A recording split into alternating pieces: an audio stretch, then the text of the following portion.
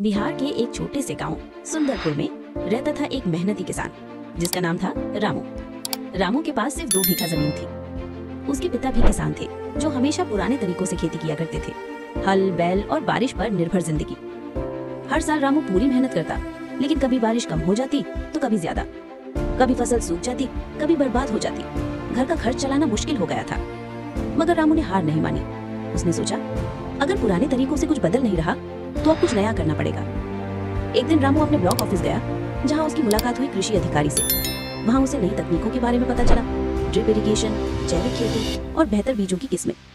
रामू ने सब ध्यान से सुना और सोचा, क्यों ना मैं भी कुछ नया आजमाऊं। अगली फसल में उसने आधी जमीन पर जैविक खेती शुरू की। रासायनिक खाद छोड़कर उसने गोबर और वर्मी कंपोस्ट का इस्तेमाल किया।